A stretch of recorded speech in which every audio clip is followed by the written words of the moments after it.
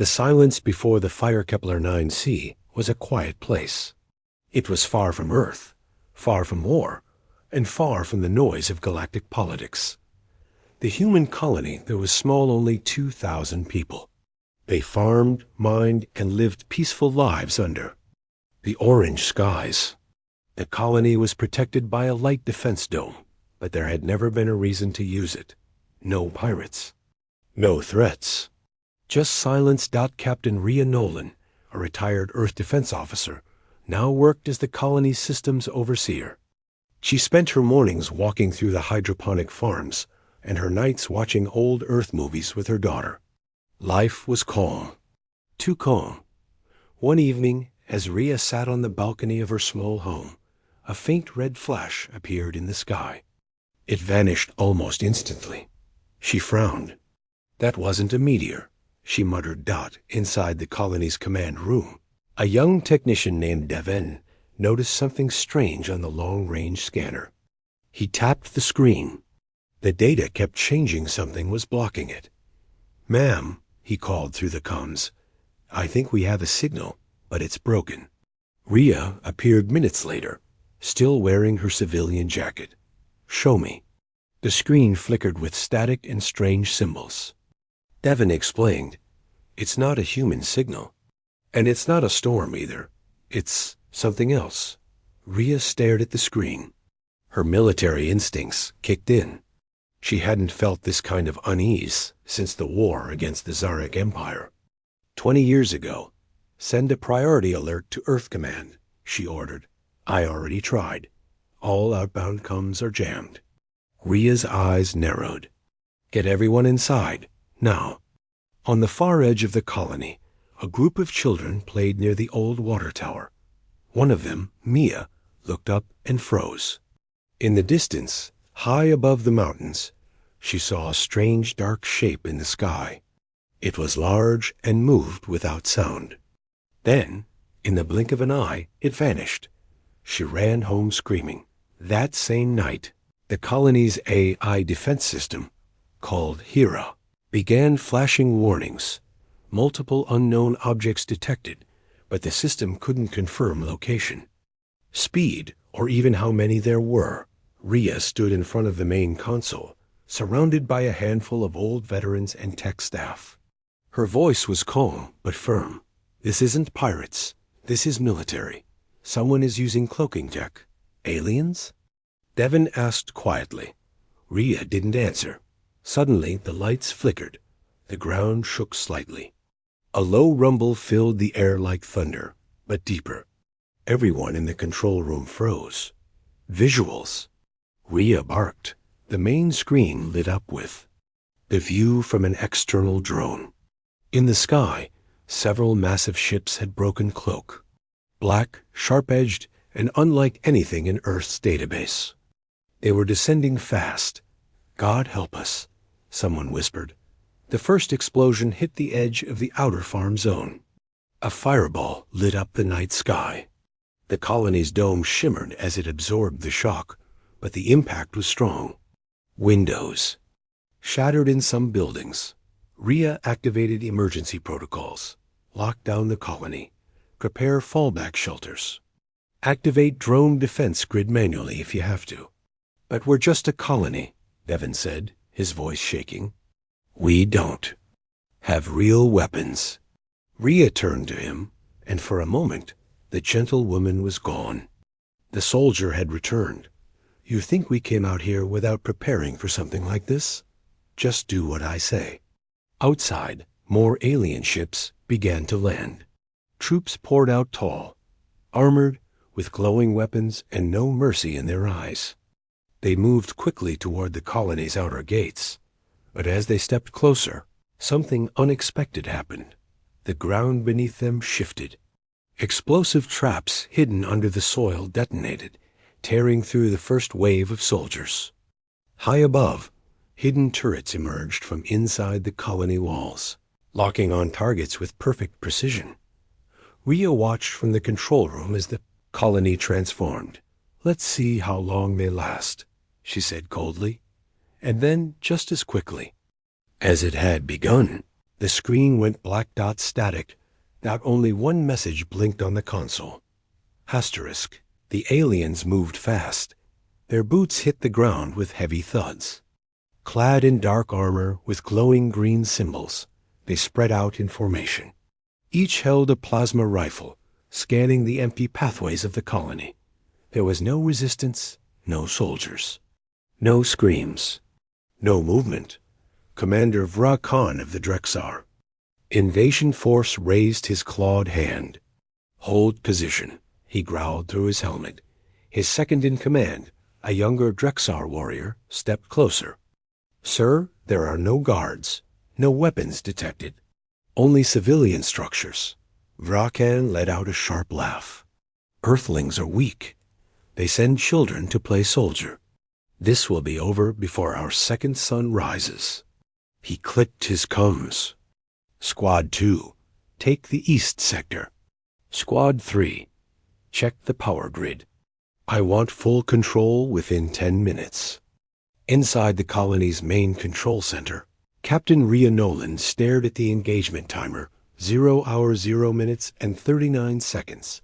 She turned to her team of engineers and retired veterans. Each of them wore a cold, focused expression. Some held old Earth rifles. Others were stationed at manual turrets. Devon sat nervously at a terminal, sweat running down his face. We still have time to evacuate civilians underground, he whispered. We already did, Rhea replied. This colony was built by soldiers. We look like farmers, but we've trained for this day since the first stone was laid. We just didn't expect it so soon. Out in the field, Squad 2 of the Drexar force moved toward the eastern greenhouse. They kicked open the doors, expecting terrified colonists hiding inside, but there was no one. Instead, they found long rows of plants, automated irrigation systems, and humming generators. Then something clicked under the lead. Soldier's foot. Too late. The explosion was deafening. Hidden. Micromines burst from the ground, tearing through Drexar armor like paper. Smoke filled the greenhouse. Fire followed from the hills above. Concealed human drones came online and launched targeted strikes on Squad 3, disabling their scanning equipment in seconds. Commander Vrakan roared in rage. Who activated the traps? This colony had no military on record. He stomped forward and smashed open a door leading into the colony's communication center. It was empty on purpose. A single screen flickered to life. A human girl's face appeared. Young, no more than 16. Calm, silent. Then her voice came through the speaker. We're not afraid of you. And the screen cut to black dot. By the time the Drexar realized what was happening, they were trapped. Automated turrets emerged from the rooftops, their bullets made from magnetic smart metal that tracked movement and heat signatures. Human defenders. Hidden behind reinforced bunkers, used sniper rifles from the first Mars conflict old weapons. But deadly. Vrakan's forces tried to call for air support, but their comms failed. Something had jammed the entire frequency band in orbit. Their remaining command ships were under attack by orbital mines placed in the asteroid belt years ago. Silent, undetectable, and now exploding one by one. Back in the control center, Rhea watched the battle unfold on dozens of screens. Devon looked shocked. This is war. I thought we were just a peaceful colony. We are, she replied. But peace only exists when you're ready to defend it. The colony's AI, Hera, chimed in. Alien invader count dropping. Defensive systems holding. Casualties minimal. Rhea exhaled. They thought we were prey. They chose the wrong target. In the center of the battlefield, Vrakan stood alone now. Most of his soldiers were gone. His weapons were damaged. His armor cracked from the smoke. A group of human defenders emerged cloaked in desert gear, faces painted with war stripes. One of them raised a rifle. Vrakan grinned, bleeding from his jaw. You ... were hiding all this time? The human leader stepped forward. No, he said simply. We were waiting. With a single shot, the Drexar commander fell. Inside the control room, the timer stopped blinking. 7 hours, 0 minutes, and 0 seconds. Exactly. 7 minutes. The battle was over. Rhea stood in silence. She didn't celebrate. She didn't smile. She simply gave the order. Send the message.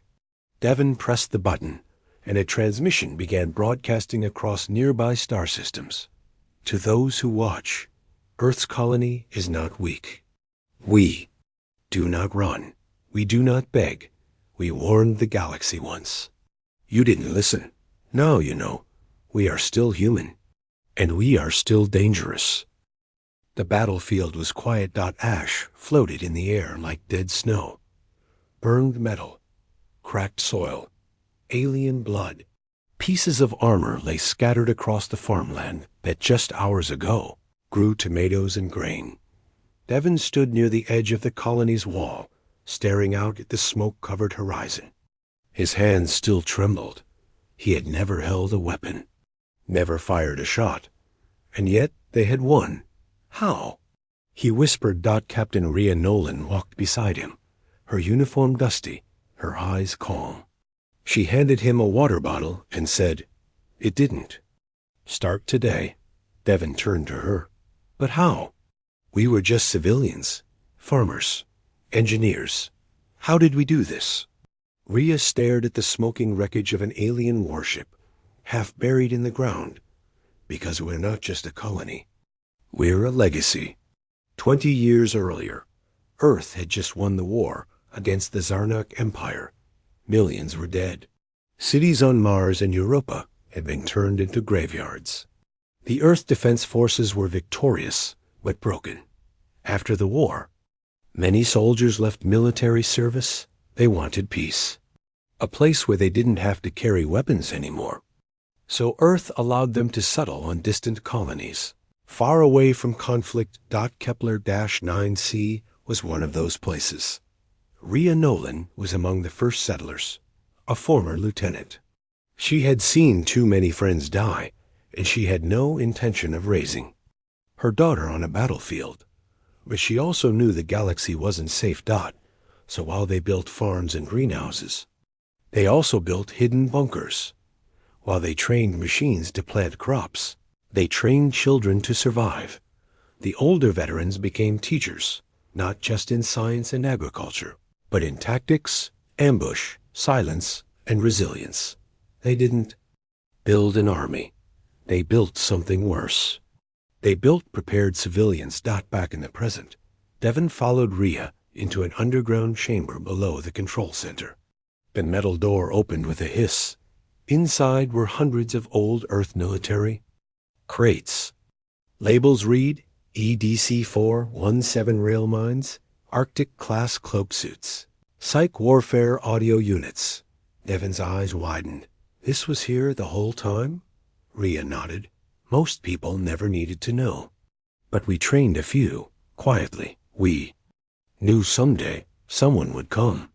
High above the planet, in deep orbit, a damaged Drexar recon ship floated silently. A single alien technician named Kor sat alone, breathing heavily. He had watched everything from the sensors. His claws shook as he recorded a message. We misjudged them. We thought they were soft. The colony was bait. But these humans, they don't fight like soldiers. They fight like ghosts, like machines, covered in flesh. They don't scream. They don't warn. They just end you. He looked out the window, where another ship drifted. Drexar warship 09. It had been torn open from the inside. Double quotes. Who ... loves like this? He whispered. He sent the message, and then the screen on his ship flickered. For a second, he saw a human face on it, half covered in shadow, smiling. The screen went black. Inside the colony, a child named Mia sat beside her grandmother, eating soup. The girl asked, Grandma, were you ever scared? The old woman laughed. softly.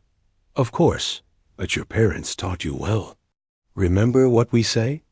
Mia nodded and recited, "Fear is normal, but silence is power. Hide, wait, strike." Her grandmother kissed her forehead. "That's right. Someday someone else will test us, and you'll be ready too." Elsewhere, Rhea stood in a hidden room with a group of elders, former officers from Earth's old wars. One of them spoke quietly. This attack wasn't random. "I agree," Rhea said. "They didn't come here for resources. They came to test us, which means someone sent them." They all looked at the center of the room, where a star map flickered. A red marker blinked slowly on a sector far, beyond the local systems. A name hovered over it. Varn Axis Command, a shadow empire, thought to be extinct after the Zarnak War. "Send a silent beacon to Earth," Rhea ordered. We held the line. But this is just the beginning. In a dark corner of the galaxy, inside a floating fortress, a group of unknown figures stood watching a hologram replay of the failed invasion. One of them, a tall, insectoid creature with glowing eyes, hissed softly. They lasted 7 minutes. "Impressive," another replied. "They should not have." It was a farming colony. The leader turned. "They are not farmers. They are the ghosts of Earth's wars. We woke them." Silence followed. Then came the final words. "Send the others. Let's see how many ghosts still remain." Asterisk, the second wave hit harder. 3 larger Drexar ships broke through orbit, their engines screaming as they pushed past the minefield that had taken out their first fleet. They landed outside the colony with brutal force, crushing part of the outer fence. Inside the control room, Rhea Nolan watched calmly. "Here they come," she whispered. Devon stared at the engagement screen. "They sent more?" "Expected," she said. "They don't believe what just happened. They think we got lucky." Outside, the dust hadn't even settled from the alley. First battle. The new Drexar forces moved faster, smarter. They spread out into multiple squads, using anti-cloaking scanners and magnetic disruptors. This time, they came prepared. They thought they had the advantage. They were wrong. Timer: 0 hours 0 minutes and 47 seconds. A Drexar elite squad entered the northern passageway of the colony. The corridor was dark, silent. A soldier activated his visor light. A humming. Noise grew louder. Suddenly, the walls lit up with hidden railguns, powered by solar-charged capacitors. The squad was torn apart in seconds. From a nearby control node, a teenage girl named Lyra, trained by the colony's elders, smiled and whispered, "Trap 1. Success." Timer: 0 hours 1 minute and 23 seconds. The aliens adjusted their tactics. They entered the greenhouse. Zone again, but this time they used heat scanners. All clear, or so they thought. As they stepped forward, the floor beneath them gave way, dropping them into an underground pit lined with sonic grenades. The last thing they heard was a high-pitched scream before everything went white. Back in the bunker, one of the veterans checked off another square on the tactical grid. "Old war trick," he muttered. "Still works." Timer: 0 hours 2 minutes and 0 seconds. A Drexar officer broke into the communications hub and tried to hack the human systems. Primitive. He sneered. The screen flickered. Suddenly, a human voice echoed through the speakers. "You have entered Earth soil. You were never meant to leave." The terminal short-circuited. A pulse blast erupted from the panel, throwing the alien back. His armor smoked, his eyes wide. "Who are these people?" Timer: 0 hours 3 minutes and 14 seconds. A group of Drexar snipers climbed the water towers, thinking they'd get a clean shot into the colony. But the towers weren't what they seemed. The tops opened, revealing guided anti-personnel drones that activated instantly. The snipers never had a chance. One drone sent a message to the control center: "Sky threat neutralized." Devon looked at the blinking feed in awe. These aren't drones, they're hunters. Rhea simply replied, "We trained them that way." Timer, 0 hours 4 minutes and 29 seconds. A massive alien mech stomped through the outer courtyard. It launched missiles at the colony's walls, shattering one of the side gates. "Breach!" Someone shouted. The defenders didn't panic. Instead, a group of farmers, yes, actual farmers, stepped forward. Each carried repurposed mining gear, plasma drills, thermal cutters, and pikes. They surrounded the mech with perfect precision. "Hit the joints." One of them ordered. In 30 seconds, the mech was disabled, its pilot pulled out and thrown unconscious. Onto the dirt. The farmers walked away like it was just another workday. Timer, 0 hours 5 minutes and 42 seconds. Now desperate, the remaining Drexar units fell back toward their landing ships. They tried to regroup. Some even sent SOS signals, but it was too late. The colony's AI, here, activated the final netagrid of orbital lasers hidden in low atmosphere. Each ship was locked, tagged, and destroyed in quick succession. From orbit to ashes in 3 seconds. Targets eliminated. Hira confirmed. Timer, 0 hours 6 minutes and 50 seconds. Rhea stepped outside for the first time since the second wave began. Smoke and fire danced with the wind. Alien corpses and metal scraps lay in every direction. Devon followed, his face pale. "It's over?" he asked. Rhea nodded. From behind them, a child's voice said, "Can we go back to school now?" Rhea turned and smiled gently. "Yes, we'll clean this up first."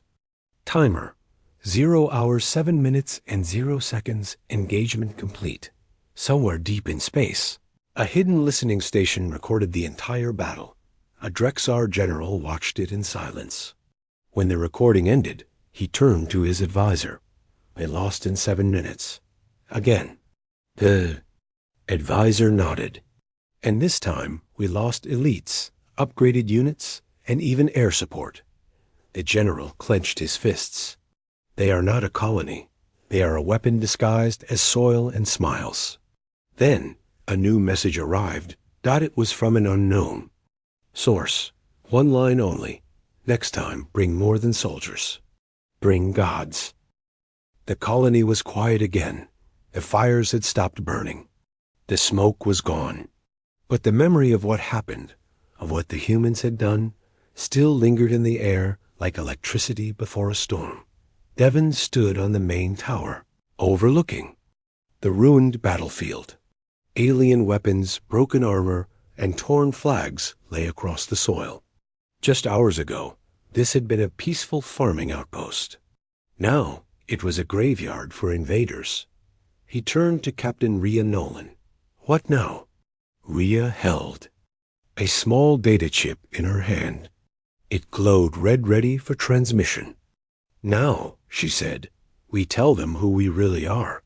Inside the underground command center, the surviving leaders gathered. Veterans, engineers, even school teachers. Everyone had played a part in the defense. Rhea placed the chip into the central console. The AI, Hira, responded immediately. "Message arm. Transmit on all open and black band frequencies?" "Yes," Rhea said. Devon looked confused. "Black band?" "It reaches beyond friendly systems," she explained. "Smugglers, pirates, black markets, hidden governments, ghost stations. Everyone listens to black band." He nodded slowly. "So, we're about to scare the whole galaxy." Rhea didn't smile. "No, we're about to tell them the truth." She pressed the button. Across space, from clean, high-tech alien cities to dark asteroid outposts, every comm screen flickered. Broadcast interrupted. A woman's voice, calm, clear, cold, began to speak. "This is Kepler 9c, Earth Colony Designate 47. We were attacked without warning. Twice." The screen showed footage of Drexar ships falling. From orbit, Alien troops being outmaneuvered, mechs destroyed by farmers, and the final orbital strike. You believed we were weak. You believed we were isolated. You were wrong. The message cut to visuals of children learning tactical drills. Teenagers disassembling rifles blindfolded. Elderly men programming automated drones. We are not soldiers. We are survivors. We are descendants of war. We plant seeds in the morning and marry threats by night. Then, a shot of the colony's flag symbol, with Earth's faded symbol in the corner, fluttering above a burning. Drexar Rick, we will not beg. We will not flee. You came to break us. You left broken. The screen faded to black. Let this message reach every empire, syndicate, and fleet. Earth remembers. Earth adapts. And Earth fights back. End of transmission. In the Drexar High Command, the generals sat in silence. The war room was usually filled with laughter and noise. But now, only fear remained. Commander Vrakar, brother of the fallen Vrakan, stood slowly. This is not possible. This was supposed to be an easy colony. An old strategist beside him muttered, They were ready? More than ready. That wasn't luck. That was design. A technician added, Our fleets monitored them for cycles. No signs of heavy weapons, no military movement. They looked ... harmless. Then why are we looking at 3 destroyed battalions? The general growled. No one had an answer. Then a message appeared on the central screen, not sent by humans, but by an anonymous source. You feared Earth's armies. You should have feared their civilians. On the trade world of Korath Prime, aliens gathered around holoscreens in markets and bars, watching the replay of the human broadcast. Merchants, bounty hunters, pirates all stunned. A reptilian smuggler whispered, I thought humans were done after the Zarnak War. His friend replied, Apparently they just went quiet and started planting bombs with their potatoes. Another voice laughed nervously. Who builds war traps under greenhouses? Someone responded, Humans. And suddenly, Earth colonies across the sector weren't seen as soft targets anymore. They were viewed as sleeping beasts. Everyone started to ask the same question. How many more human colonies are like this one? Back on Kepler 9c, Rhea stood beside a small grave marked only by a metal plate with alien symbols. The remains of a fallen Drexar soldier lay beneath it. Devin joined her. You buried him? Rhea nodded. We fight. But we don't celebrate death. Devin looked around. Do you think more will come? Rhea looked up at the sky. Always. He swallowed hard. Are we ready?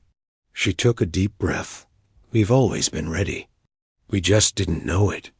In the distant stars, in a council chamber made of crystal and gravity fields, unknown species watched the message in silence.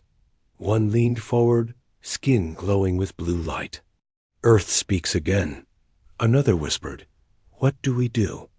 They, oldest among them scarred from wars long past, simply said, We listen, and we prepare, because Earth has awakened. Asterisk the burning sky above Outpost 47 lit up like a second sun. Fires spread across the field where alien dropships had landed. Explosions shook the ground as the final phase of the battle began. The humans at the colony were bloodied, bruised, and tired, but not broken. Lieutenant Asha wiped dirt from her face as she helped a wounded technician get to cover. The man's arm was burned badly, but he nodded his thanks. All around her, people were running, shouting, fighting no longer as colonists, but as warriors. They're pushing in from the west wall. Someone yelled through the comms. Asha tapped her earpiece. Unit Bravo, fall back to the inner perimeter. Set the auto turrets to full kill mode. The west wall had almost collapsed under the last wave.